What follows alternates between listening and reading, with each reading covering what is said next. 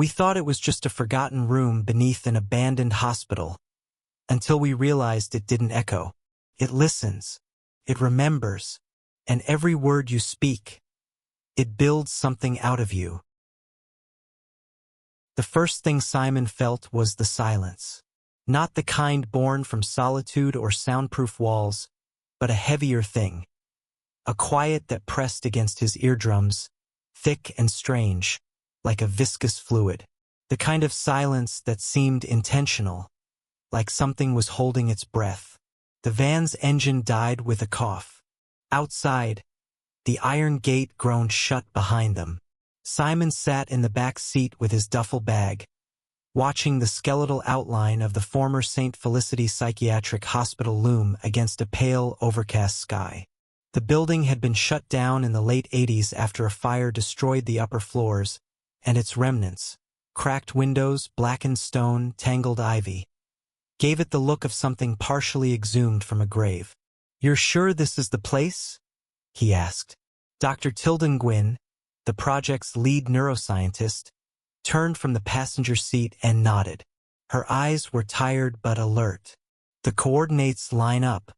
The entrance should be in the sub-basement." Simon adjusted his coat, suddenly aware of the cold that had crept inside the van.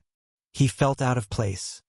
Not just in the physical sense, but existentially displaced, as though this moment had been waiting for him all along, and now he had finally arrived to fulfill it. They passed through the hospital's collapsed front wing, where mildew had turned the remaining wallpaper into dripping murals. Wind sighed through the open corridors, threading through rusted bed frames and overturned chairs. Though gutted, the place retained the tension of its former purpose. A sense of unresolved screams, of whispers hiding between walls. "You ever think about what they did here?" Simon asked, stepping carefully over broken tiles. Nguyen didn't look back. Not more than necessary. The service elevator was their target. It took 15 minutes to find, hidden behind a sheet of hanging plastic and 3 collapsed gurneys. The buttons had long since corroded, but the shaft itself was intact. Nguyen produced a flashlight and aimed it downward. "There's a ladder." "Of course there is," Simon muttered. They descended slowly, rung by rung, past 5 levels of sealed-off floors. When Simon dropped to the final concrete landing, he could feel it, that oppressive silence had returned. But this time, it pulsed faintly beneath his skin, like an echo waiting to be born. The sub-basement had no official designation. On the schematics Nguyen had shown him weeks ago, it was labeled simply as Section D4, obsolete. They passed through a steel door that hissed with stale air, entering a narrow tunnel lined with maintenance pipes. The concrete underfoot grew warmer the deeper they went, unnaturally so. It was as if the building's buried heart had never stopped beating. "Why here?" Simon asked. "What are we looking for?" Nguyen hesitated. Then, "Anomaly Theta 13. You keep using that word like it means something." "It does," she said, her voice barely above a whisper. "But not something we fully understand."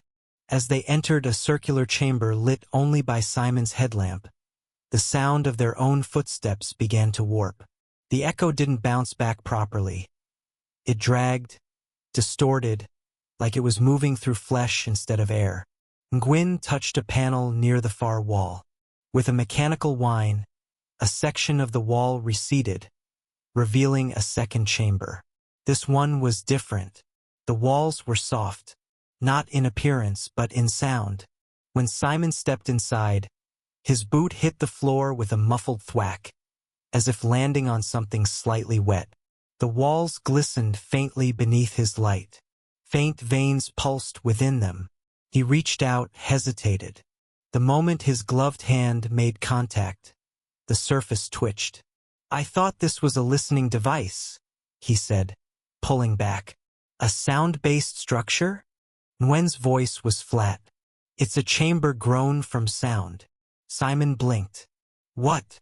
This entire space?" she continued, stepping carefully past him. is an acoustic biomimetic construct. Every contour, every fiber, formed in response to specific frequencies and vocal patterns. We don't know who or what designed it. We only know it's reactive. Simon looked around slowly. The chamber curved like a dome, but nothing about its geometry was human. The walls bulged slightly in places, like distended muscle. From certain angles, he could almost see faces forming in the texture of the tissue. Mouths half screaming, ears without heads. You said this was an experiment.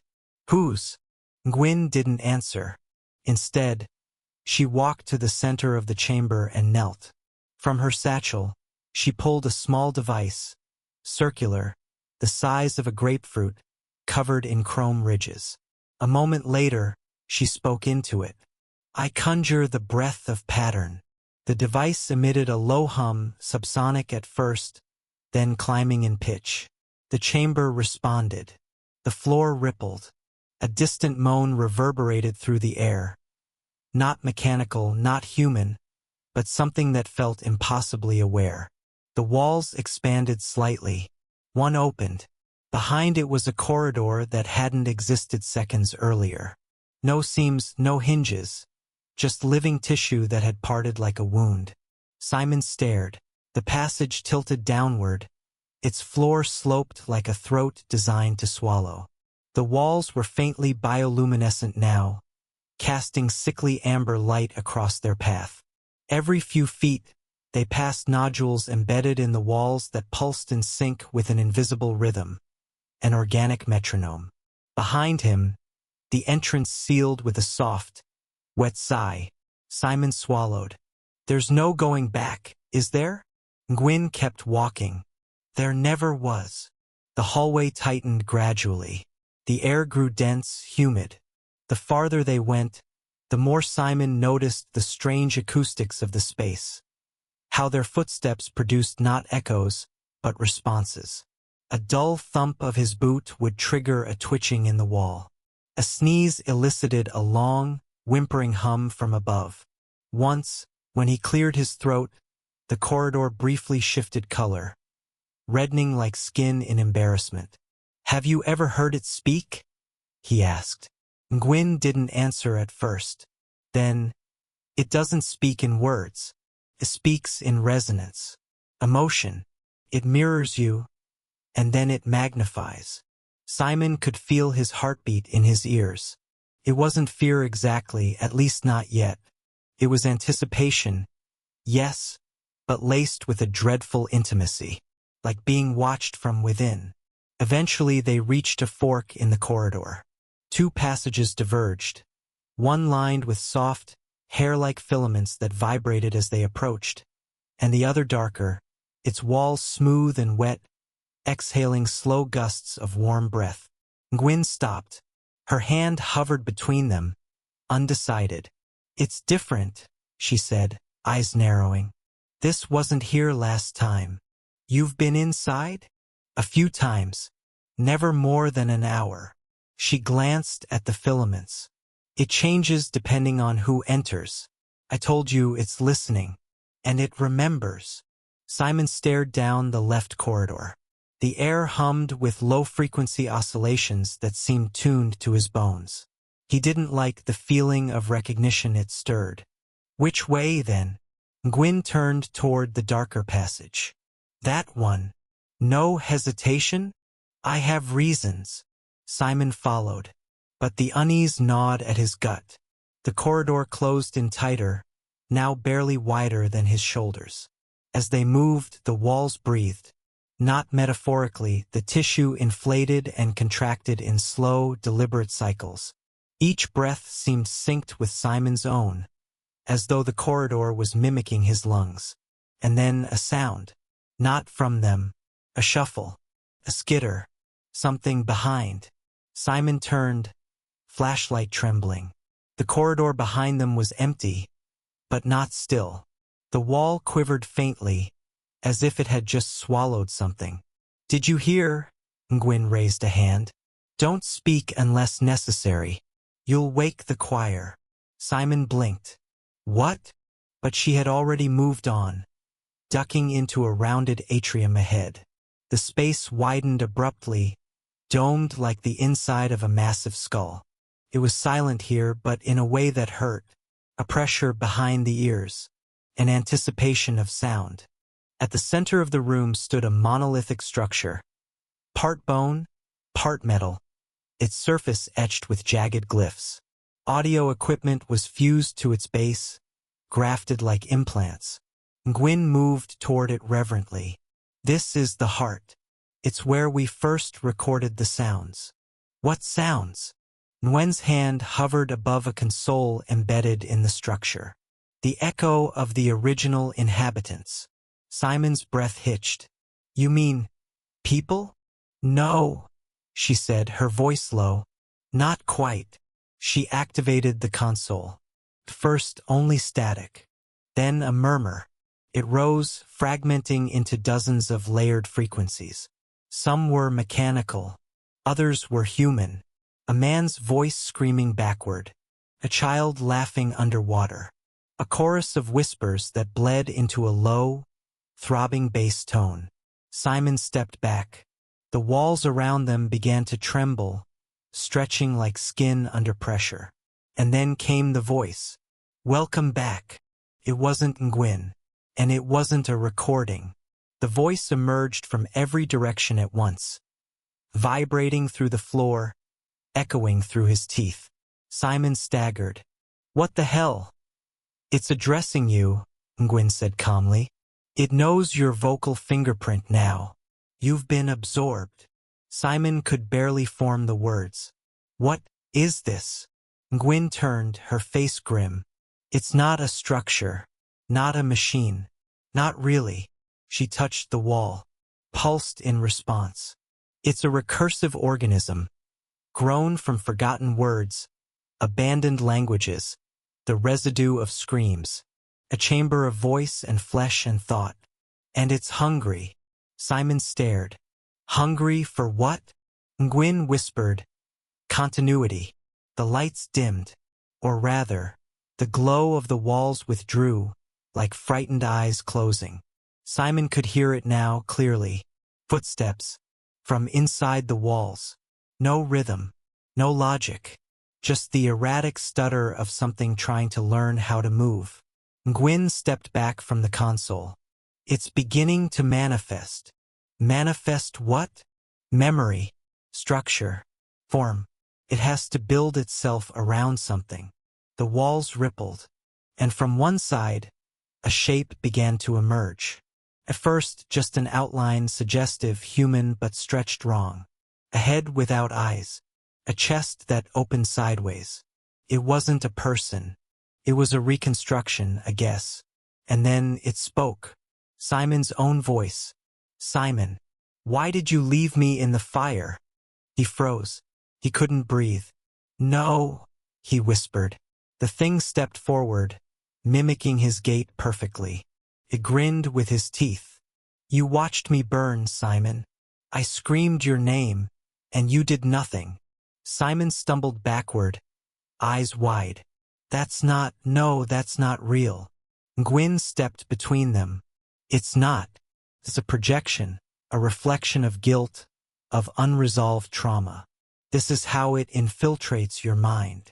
The thing began to distort, its flesh folding into recursive loops, skin forming mouths within mouths. Simon clenched his fists. Turn it off. Nguyen looked at him, somber.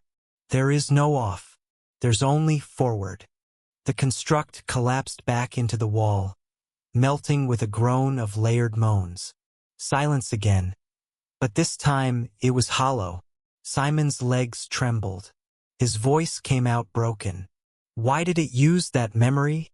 Nguyen was quiet for a moment. Then, it always chooses the one that echoes deepest.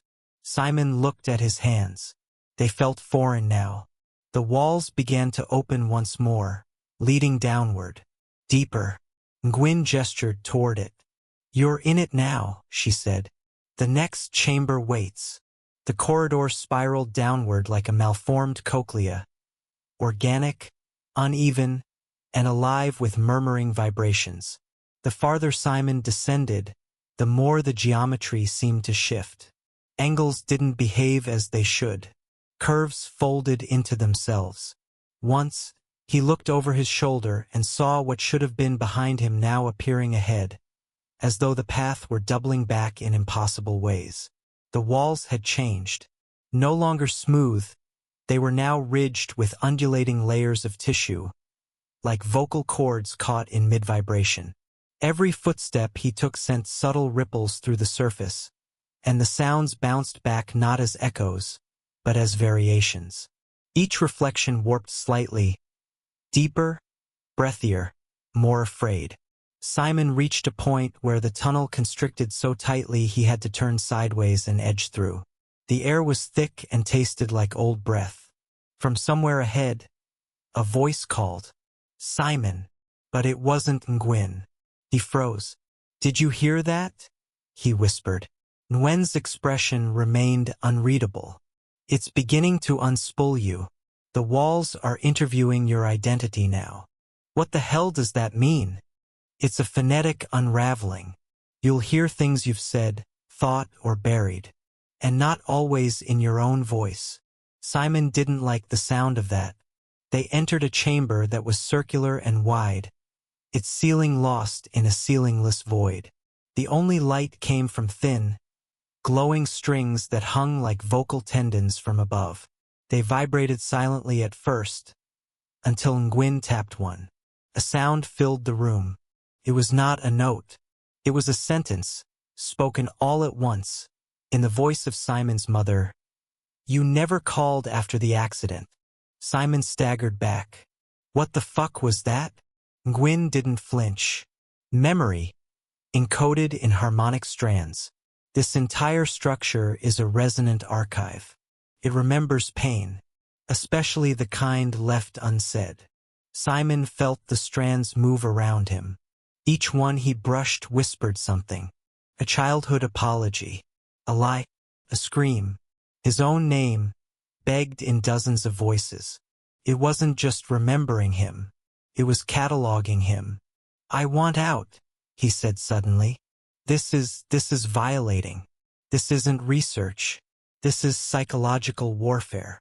Nguyen turned, finally showing a flicker of sympathy. "It doesn't care what you think. It never did." She gestured upward. "This chamber's architecture reacts to vocal tones, but not just sounds. It maps them to emotions. Speak and it writes you into the walls."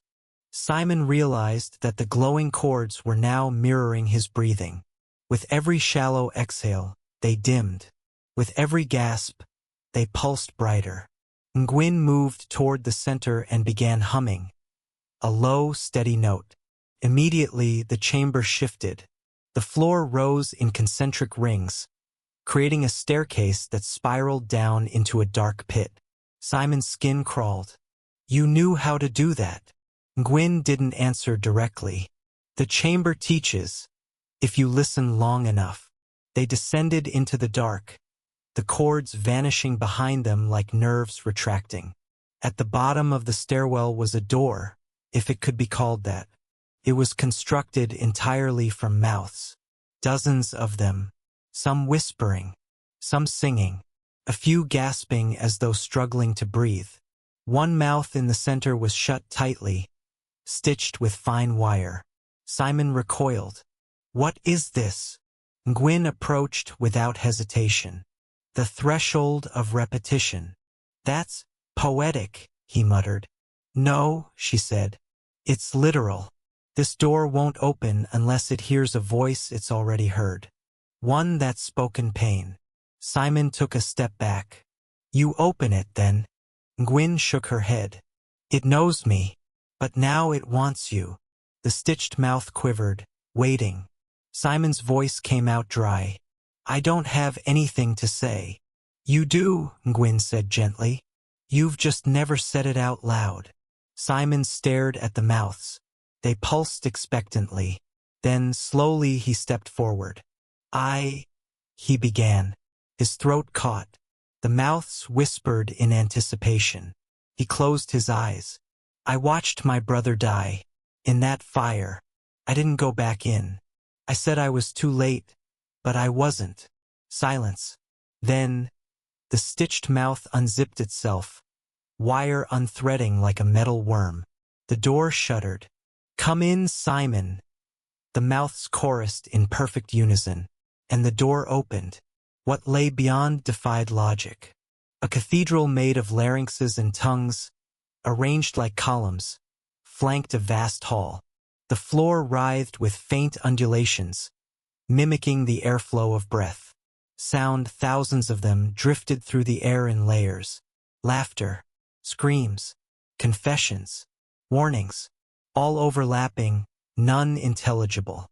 The space was neither hot nor cold, but intimate, like being inside a throat.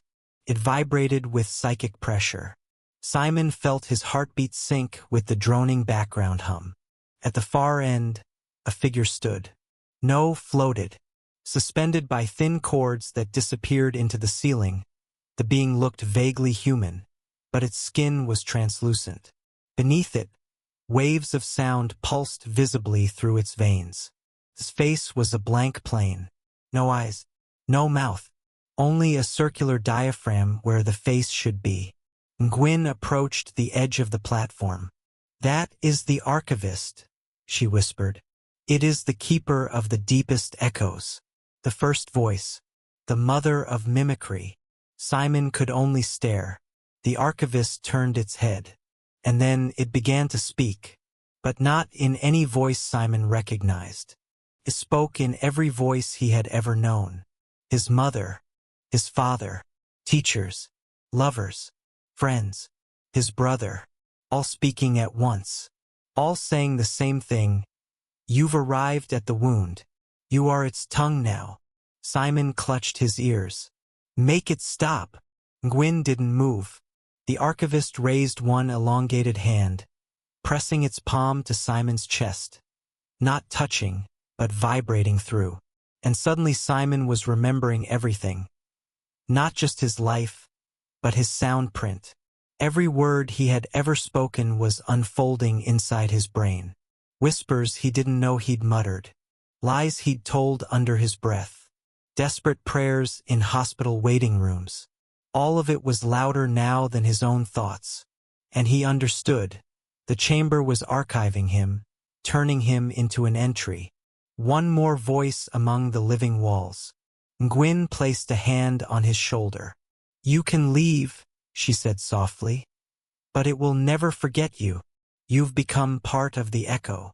Simon turned to her, trembling. "Why me?" Nguyen stared at the archivist. "Because you answered. Most people never do." The archivist receded into the ceiling, strings pulling it up like a marionette. The chamber dimmed, and a new corridor opened beneath their feet. Spiral. Downward. Always downward. Simon knew then there was no end. Only depth. Nguyen looked at him. "Are you ready for the next layer?" Simon didn't speak. He only nodded. And they descended. The stairwell pulsed with breath. Not metaphor. Not illusion. Real rhythmic breathing. The walls rose and fell in sync with a slow, sonorous inhale and exhale. The air warm and damp against Simon's face. The passage was narrower here, sloped like an esophagus, its surfaces lined with thin mucosal filaments that recoiled at touch. For a moment, Simon swore the walls were murmuring his name. Not aloud, but as vibration, in the resonant spaces of his skull. He pressed a hand to one curved surface. It was moist, warm, beating. "The chamber is waking," Nguyen said behind him.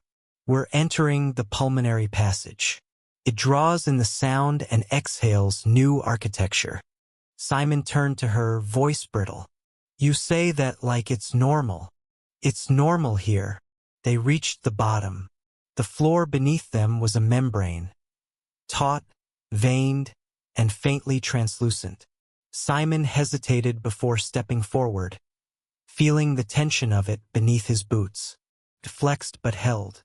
Each footfall created a tremor that echoed upward through the chamber like the twitch of a sleeping limb. Above, the ceiling opened like a glistening iris, revealing an inner sanctum. It wasn't a room. It was a lung. Two massive lobes expanded and contracted, suspended by muscular cords that twitched with involuntary spasms. Suspended within the lung's cavity were a dozen glass spheres, each filled with a different sound. Screams, cries, chanting, laughter, static. Some were familiar, Simon's own voice among them. One sphere rotated slowly as they passed. It contained a loop of him saying his brother's name, over and over, warped with guilt and sorrow. Simon turned away. What is this place? Nguyen's voice was hushed. The respiratorium. This is where the chamber processes identity through respiration. Breath is language here. Sound becomes flesh. Flesh becomes archive. Simon shook his head. This isn't architecture. This is sacrilege. It's truth, Nguyen replied. You just haven't unlearned the world enough yet. They passed beneath the glass spheres. Each whispered as they drew near, broadcasting slivers of memory and regret. When Simon stepped beneath one that shimmered with violet light, he heard a voice he hadn't heard since childhood. Don't cry. You'll wake them. His father, muttering in the dark during one of those long, silent nights after the incident. Simon blinked away the sting in his eyes. The chamber was inside him now. Deep, clawed in. It didn't just echo, it extracted. A passage opened at the far end of the lung. Rectangular. Man-made. Simon frowned. That looks normal. Nguyen didn't move. That's not part of the original structure, is it? He asked. No, she whispered. That wasn't here before. Simon approached cautiously. The air beyond it smelled sterile, like antiseptic, old latex, and chalk. Inside, fluorescent lights flickered. The walls were drywall, white, peeling in places. A hospital corridor. He turned to Nguyen. Did we leave the chamber? Nguyen didn't follow. Her eyes narrowed. No, it's remembering. Remembering what? Where it started. Simon stepped through the doorway. It was exactly like the hospital where his brother had died. The hallway, the smell, the flickering lights. Farther down, he could see a gurney against the wall, draped in the same pale green sheet he remembered. His footsteps echoed differently here, sharper, hollow, realer. Then he heard it, the fire alarm, the panic, a child's voice screaming. His voice. He turned. At the end of the hallway was a glass door with an emergency latch. On the other side, a boy, 7, maybe 8, curled up on the floor, crying. Simon, don't go. Simon staggered back. No, no, no, no. The lights flickered again, and the boy was on fire, skin blackening, mouth open in a scream that never reached sound. Then the world ripped. The drywall bled. The lights melted like wax, and the hallway collapsed into meat. He screamed. Nguyen's hands were on his shoulders, dragging him back through the threshold, into the warm breath of the chamber.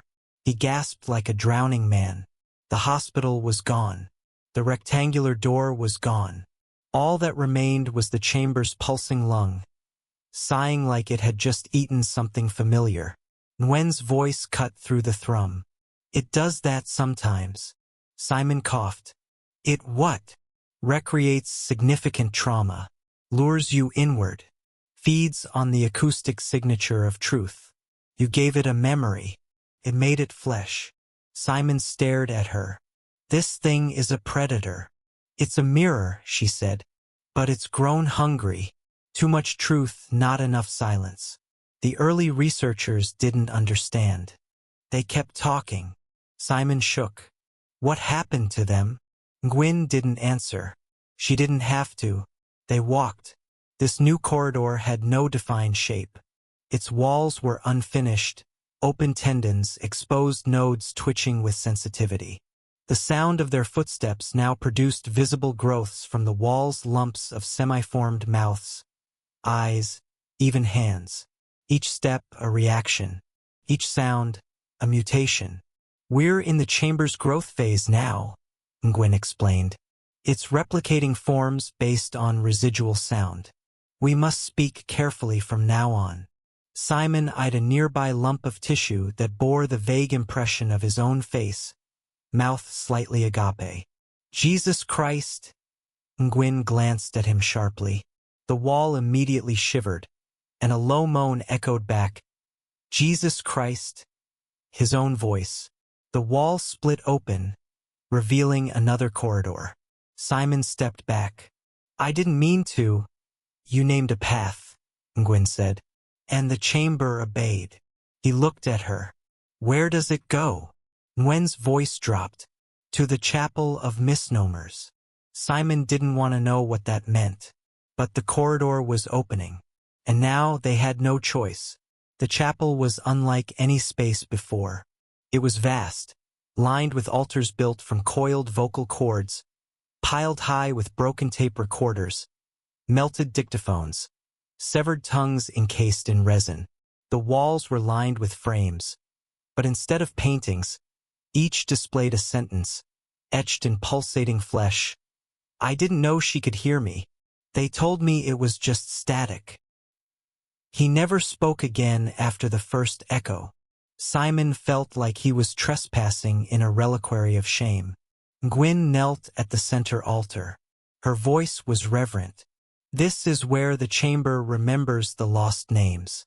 Every mispronounced word. Every scream that was swallowed." Simon stepped toward a plaque with his name burned into it. Not carved. Burned. "Simon Elijah Gron," the wall whispered. "He abandoned his brother." Simon backed away. "That's not all I am." "No," Nguyen said, standing. "But it's what you gave it." He wanted to argue, but he couldn't, because the chamber was breathing harder now. The whole chapel trembled, and somewhere deep below, something had awakened. They turned as the back wall of the chapel split open, revealing a tunnel unlike any they had seen. It wasn't made of flesh. It was metal, clean, surgical, lit with pale blue lights. Nguyen's voice was tight. "That's the lab. The original chamber." Simon stared. "You said the chamber wasn't man-made." "It wasn't," she said. "But we invited it in." And without another word, she stepped through the threshold. Simon hesitated, then followed. Behind them, the chamber exhaled one final word.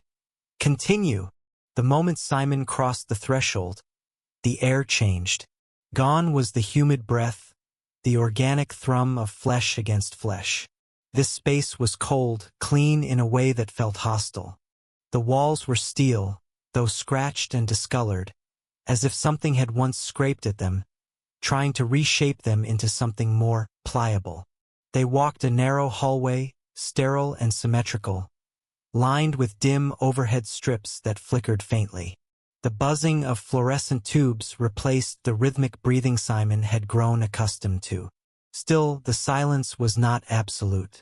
Beneath it, like a tinnitus in his bones, Simon heard the distant, echoing hum of the chamber. It was still with them, even here, watching. Nguyen moved with mechanical precision.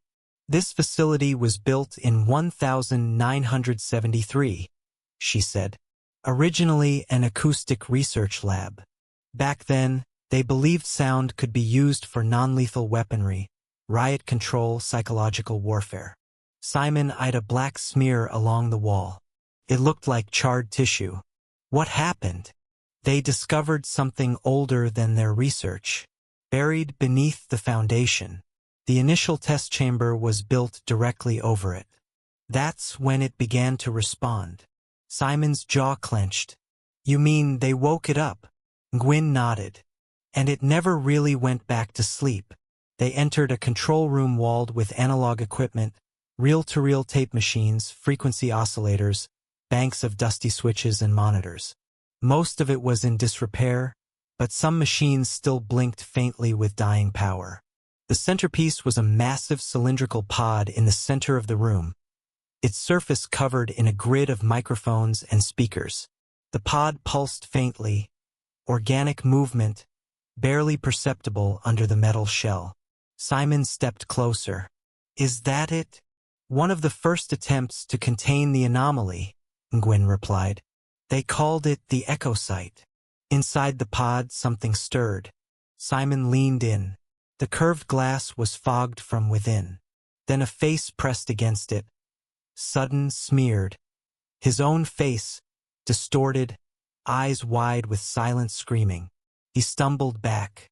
"It remembers everyone who entered this chamber," Nguyen said. "Every subject, every researcher, catalogs them. It mimics them. It grows smarter with every voice." Simon looked around. "How many people have come through?" Nguyen didn't answer. Instead, she walked to a side panel and began typing into a rusted terminal. The screen blinked, then displayed a list of names. The screen scrolled. Names. Hundreds. Thousands. Simon's stomach turned. How many survived? Nguyen hesitated. 3, she said. "That we know of." The screen shifted. An audio waveform appeared. It pulsed slowly, blue-white peaks and valleys. "This is the first recording of the chamber's voice," Nguyen said. She hit a key. The sound was soft at first, a gentle whisper. Then it rose. A chorus, layered voices not speaking, but remembering. Sounds looped in fractals, each fragment referencing the next. Recursive tones that nested into each other until Simon felt like his own thoughts were being overwritten. He clutched his head. "Turn it off." Nguyen did. Silence crashed back like a wave. Simon fell to one knee. His ears rang with static. "It's not just a voice," she said. "It's a structure. The more you listen, the more your mind aligns with its internal logic.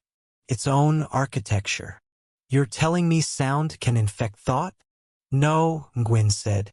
"I'm telling you that thought was its first infection vector. Sound came after." Simon looked up at her. "This isn't just a chamber." Nguyen's eyes gleamed. "No, it's a living archive of consciousness. A place where every vocalized truth, every buried scream, becomes immortal." She walked toward a sealed door at the back of the lab. "The final archive is through here. I've only entered it once."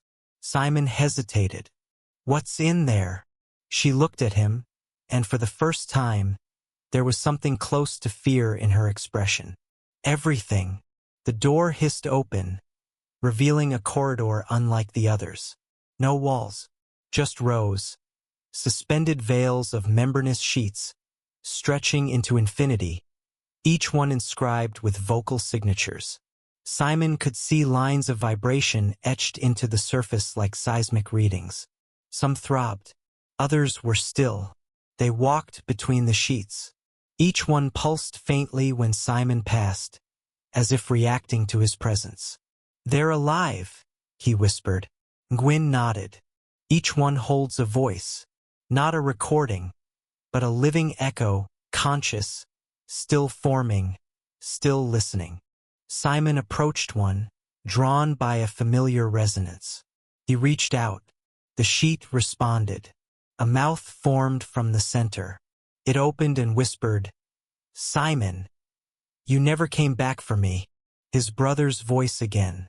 The sheet rippled, revealing a shape within. A silhouette. A boy curled in sleep, breathing. Simon choked. "He's in here." Nguyen's voice was soft. "The chamber absorbs the sound of grief most efficiently, especially when it's unresolved." He looked at her. "You said this place archives voices, but this isn't just memory. This is preservation." "It's assimilation," she corrected. "Your brother's final scream became its seed. It built entire corridors from that echo." Simon stepped back. "I need to get him out." Nguyen's gaze hardened. "You can't." He's part of the structure now. If you sever him, the whole chamber might collapse, or worse, it might remake itself around the absence. Simon clenched his fists. Then what's the point of all this? Why are we here? Nguyen turned toward a glowing platform at the center of the archive. To speak the final sound. The platform was surrounded by 6 suspended rings, each one spinning slowly, etched with tonal glyphs. In the center was a pedestal with a microphone, sleek, alien, humming with power. Nguyen stepped forward. This is the core. It's where the archivist was born, where the chamber learned to reproduce voices without origin. Simon approached slowly. What do we do? Nguyen placed her hand on the mic. We give it silence. He stared at her. What? It's never heard it. Not true silence. Not a voice choosing not to speak. That's the only thing it doesn't understand. Simon realized what she meant. You're going to go in and say nothing. She nodded. But it has to be someone it knows. Someone who's given enough of themselves to matter. He stepped back. You mean me? Nguyen's voice trembled. It has your brother. Your pain. Your echo is strong. You might be able to still it. Simon looked at the spinning rings. He heard thousands of voices all around. Begging, warning, weeping. He stepped forward, gripped the mic, and said nothing. At first, there was only static. Then confusion. The sheets around him quivered. Not in anger, but uncertainty. They rustled like leaves unsure of the wind's direction. The rings spun faster. One tore itself apart with a shriek. The lights dimmed.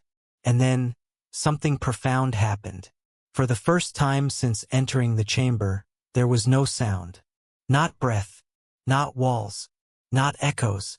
True, perfect, null. And the chamber shuddered, as if learning fear. Nguyen reached out, her voice breaking. It's working. The voice of the archivist returned. Not in dominance, but in desperation. Simon, speak. But Simon didn't. He closed his eyes and held his silence like a blade. Around him, the archive began to collapse. Not violently, but gently, like a tired organism curling into sleep. One by one, the veils dimmed. The mouths closed. The voices faded. And the chamber breathed its last. Simon stood at the center of the dying chamber, surrounded by dimming echoes and folding layers of silence. The resonance that once threatened to consume him now curled inward like a retreating tide. And for the first time since entering, he felt alone. Truly alone. The rings above him slowed their orbit, now hollow and lightless. Nguyen stepped forward, boots crunching against fractured floor panels that no longer responded with life. She looked pale, drawn, as if part of her had been drained with the chamber's breath. It's retracting, she said softly. Simon nodded. I can feel it. The walls no longer pulsed. The air was still. No heat. No hum. The mouth chambers, the tendons, the cords. All of them gone, dissolved into a ghostly mesh of inert tissue and ash. Simon looked up at the blank ceiling. It wanted so much to be heard, he whispered. Nguyen placed a hand on the pedestal. It was never about communication. It was hunger. Sound is just how it feeds. Every word we give it makes it more complete. Simon turned to her. Then why didn't it attack? Or try to stop me? She hesitated. Because silence is the only thing it can't replicate. You gave it something it couldn't mimic, something it couldn't fold into itself. And that confused it. Simon thought of all the faces the chamber had worn. His brother. His own. Nguyen's blank-eyed expression, as if mirrored back in flesh.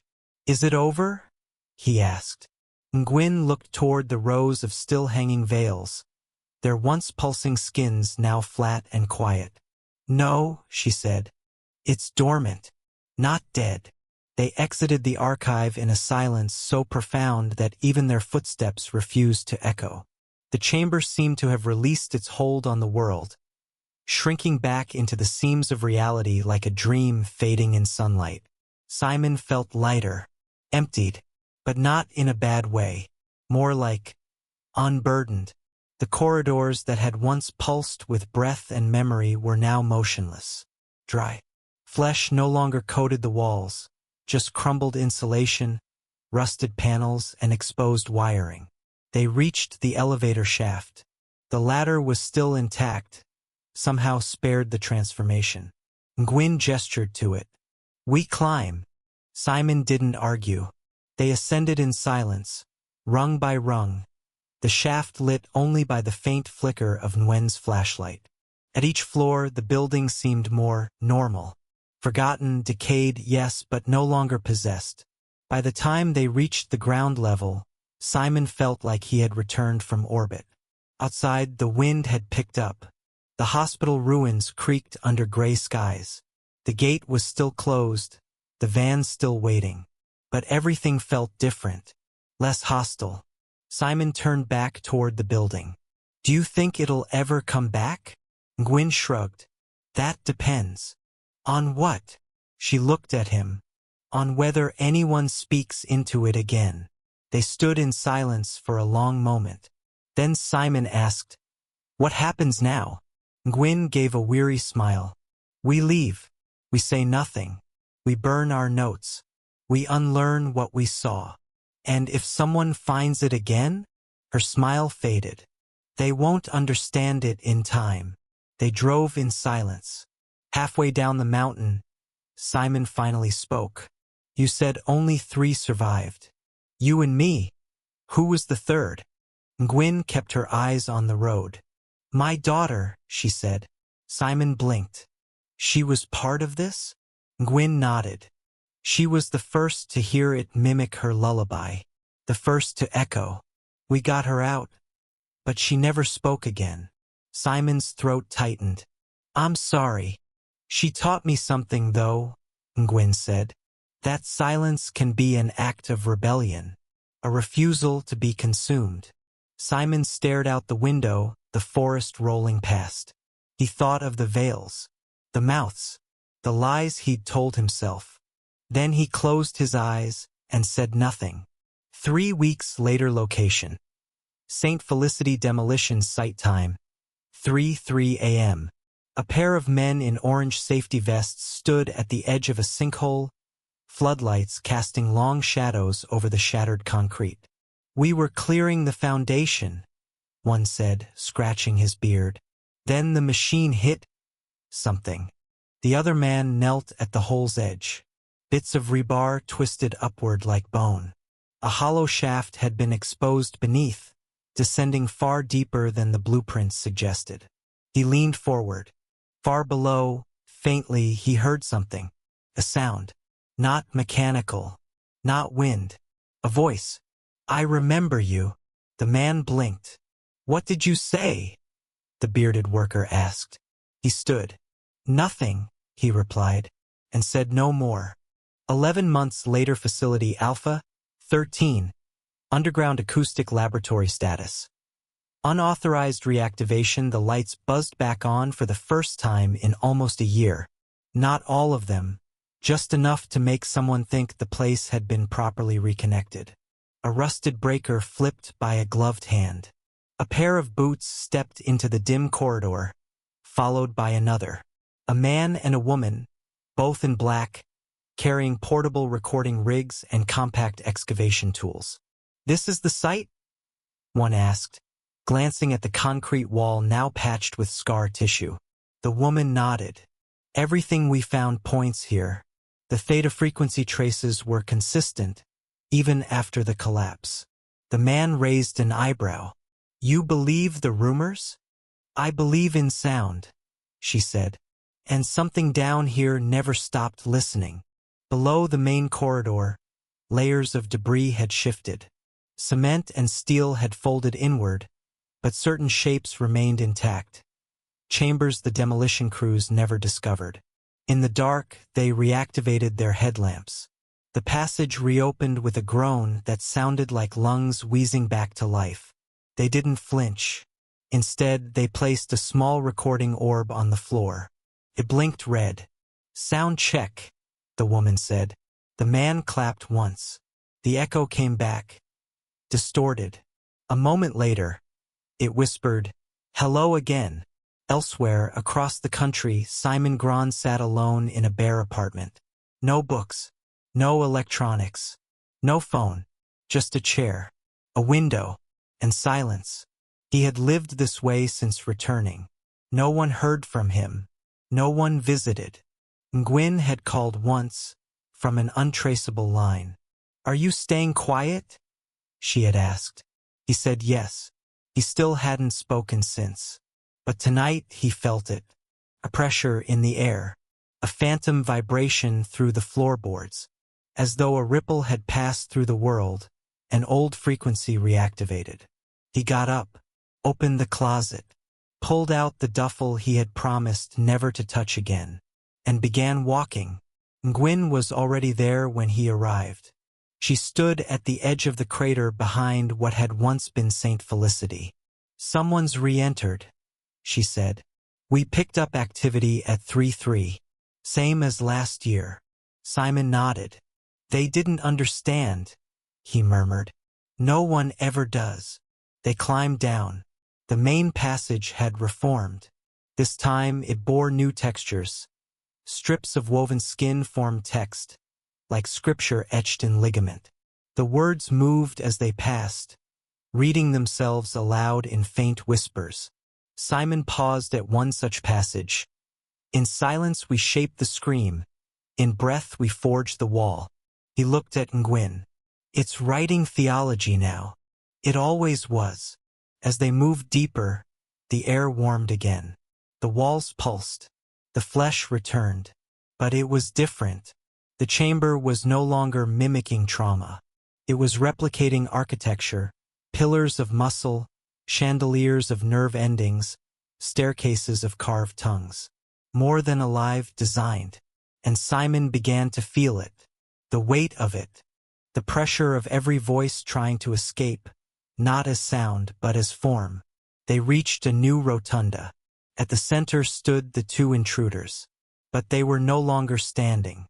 They had become part of the chamber, fused into the wall. Eyes open, mouths agape, still breathing, somehow, but their bodies were stitched into the flesh, veins coiling out like roots, muscles stretched thin to connect to the walls around them. Simon whispered, "They didn't even scream." Nguyen placed a hand on one of the figure's shoulders. It twitched. "They were heard," she said. "Now they're remembered." The archivist had changed. No longer a single suspended figure, it had split, become many. Dozens of diaphanous forms, each shaped by different voices. Some tall and shrieking, others hunched and weeping. All of them listening, all of them waiting. Simon stepped into the chamber. The archivists turned in unison. "You silenced us once."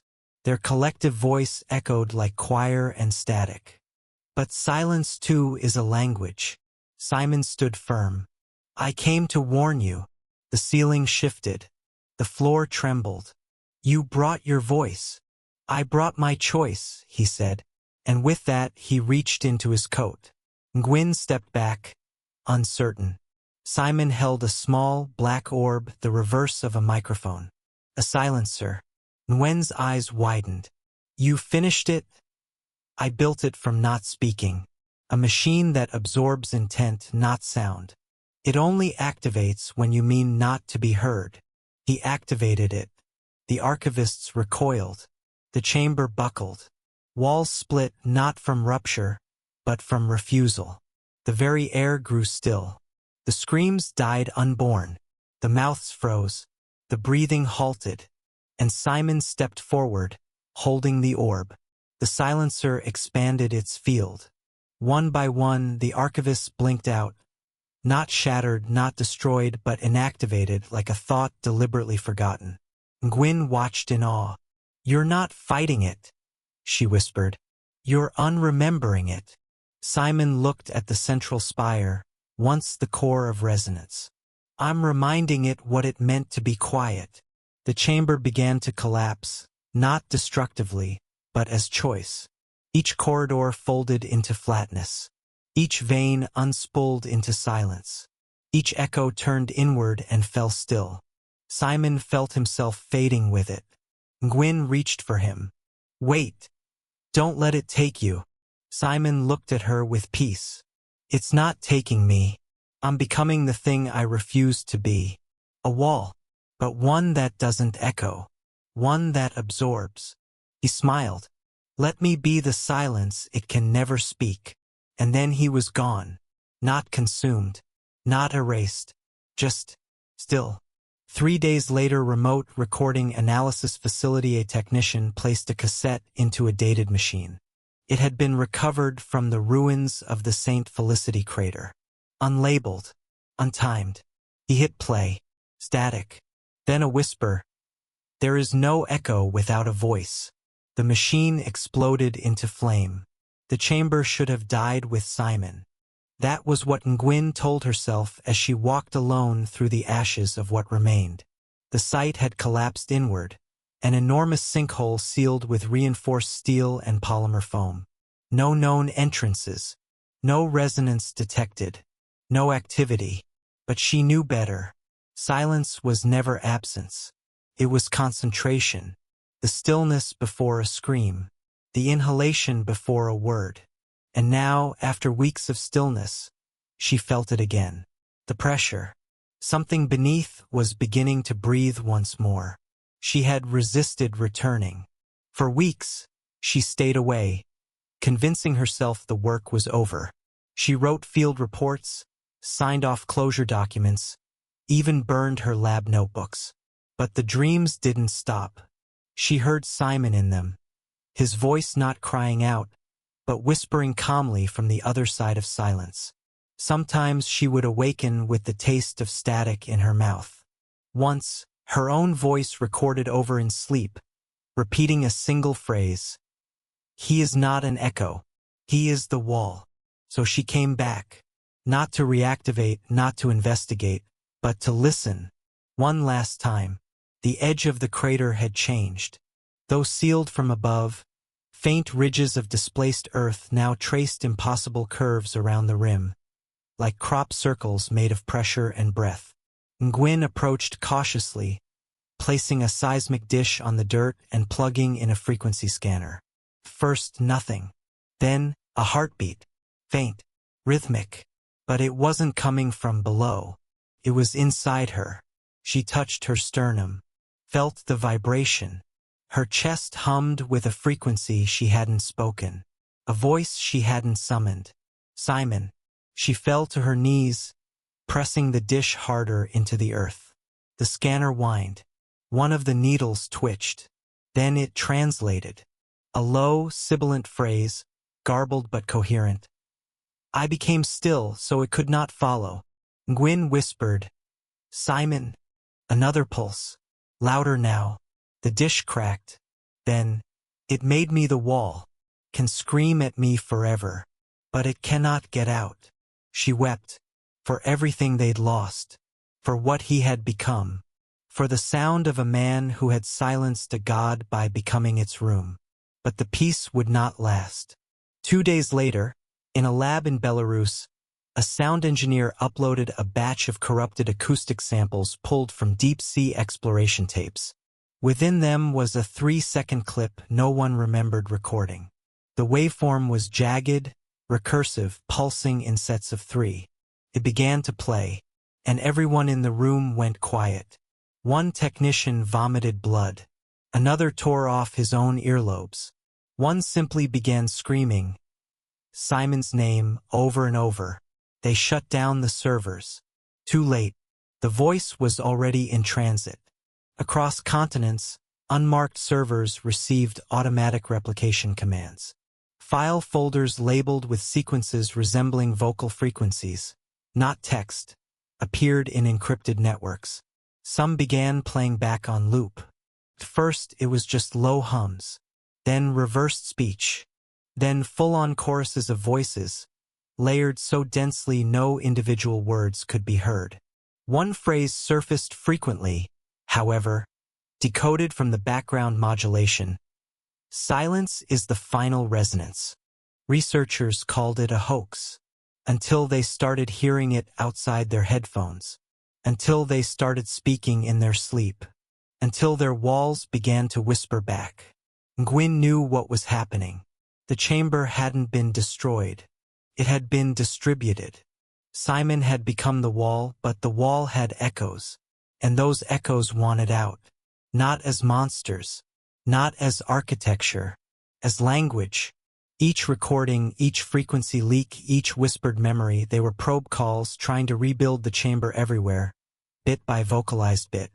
Each person who heard it became a node, a speaker, a listener, a builder. So she made her final decision. She flew to a secured site in Greenland, a subterranean vault once designed for sonic weapons testing. It had thick walls, no receivers, no transmissions. She would become the last seal, the buffer.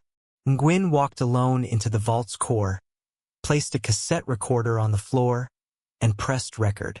And then, for the first time in years, she spoke. This is not an echo.